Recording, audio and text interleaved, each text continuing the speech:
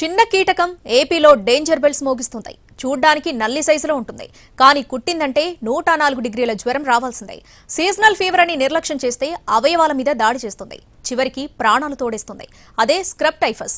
ఉత్తరాంధ్రలో వందల సంఖ్యలో కేసులు నమోదు అవుతుండగా విశాఖ థర్డ్ ప్లేస్ లో ఉండటం మరింత ఆందోళన కలిగిస్తుంది. ఈ వ్యాధి ఉత్తరాంధ్రను కలవరపెడుతోంది. ఉమ్మడి విశాఖ జిల్లాలో చాప కింద నీరులా విస్తరించి ప్రమాద ఘంటికలు మ్రోగిస్తోంది. ఈ వ్యాధి లక్షణాలతో వైద్య పరీక్షలు చేయించుకుంటున్న వారి సంఖ్య ఎక్కువైంది. జనవరి నుంచి ఇప్పటి వరకు 133 మందికి సోకింది. ప్రస్తుతం కేజీహెచ్లో 3 బాధితులు చికిత్స పొందుతున్నారు. నల్లి సైజులో ఉండే కీటకం కుట్టినట్లు కూడా బాధితులకు తెలియదు. కొద్దిసేపు మంట పుట్టినట్లు అనిపించినా తర్వాత తగ్గిపోతుంది. తర్వాత వారం నుంచి 21 రోజుల్లోపు కుట్టిన దగ్గర ఎర్రగా మారడంతో పాటు శరీరంలోని ఇతర ప్రాంతాల్లోనూ నల్లని దద్దురులు ఏర్పడతాయి. స్క్రబ్ టైఫస్ సోకిందని నిర్ధారించుకోవడానికి ఇది ప్రధాన లక్షణం.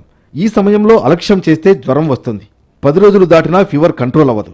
కారణాలు వెతుక్కుంటూ ఇంట్లోనే ఉండిపోతే ప్రాణానికే గండం. స్క్రబ్ టైఫస్ కారణంగా ప్రాణాలు పోయే ప్రమాదం 1% అయినప్పటికీ మల్టీ ఆర్గాన్ డ్యామేజ్ ఎక్కువ నష్టం కలిగిస్తుంది.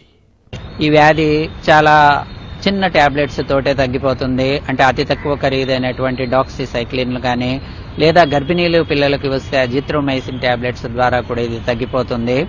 ముఖ్యంగా క్లినికల్గా వచ్చేటటువంటి ఎస్కార్ అనేటటువంటి ఒక నల్లని పుండు లాంటి పదార్థ మనకి అది కనిపించడం జరుగుతుంది. దాన్ని గమనించినప్పుడు వెంటనే రావాల్సి ఉంటుంది. మిగతా కాంప్లికేషన్స్ అజాగ్రత్త వహిస్తే మాత్రం కిడ్నీ ఫెయిల్యూరు, తర్వాత liver failure, shock, multi organ failure, ARDS, so ఇలాంటివన్నీ కూడా వచ్చే ప్రమాదం ఉంటుంది.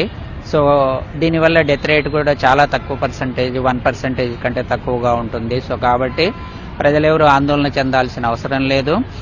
వ్యాధి లక్షణాలు ఎక్కువయ్యే కొద్దీ తలనొప్పి, వాంతులు, ఒళ్ళు నొప్పులు, అలసట, దద్దుర్లు పెరుగుతాయి. కొంతమందిలో కడుపు నొప్పి, దద్దుర్లు గోకితే క్లినికల్ పరిభాషలో ఎస్కార్ అని పిలిచే నల్లని మచ్చలు ఏర్పడతాయి.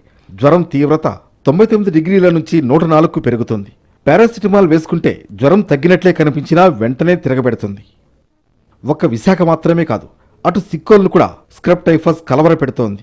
పలు ప్రాంతాల్లో కేసులు నమోదవుతున్నాయి. ముఖ్యంగా గ్రామీణ ప్రాంతాలలో ఈ వ్యాధి వేగంగా వ్యాపిస్తోంది. ఆ లక్షణాలతో ఆసుపత్రులకు క్యూ కడుతున్నారు.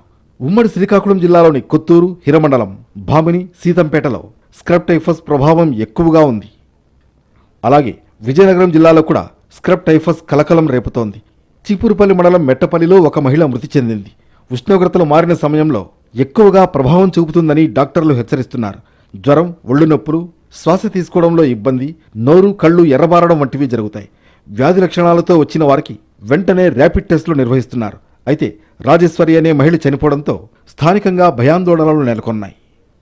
మరోవైపు ఎవరూ ఆందోళన చెందాల్సిన అవసరం లేదని అధికారులు చెబుతున్నారు. లక్షణాలు కనిపించిన వెంటనే నిర్లక్ష్యం చేయకుండా వైద్యుల్ని సంప్రదించాలని చెబుతున్నారు. మొత్తానికి స్క్రబ్ టైఫస్ ఉత్తరాంధ్రం హడలెత్తిస్తోంది. అయితే ఇదే అదనుగా ప్రైవేట్ ఆసుపత్రులు రోగులను భయపెట్టి సొమ్ము చేసుకుంటున్నాయన్న ఆరోపణలు కూడా ఉన్నాయి.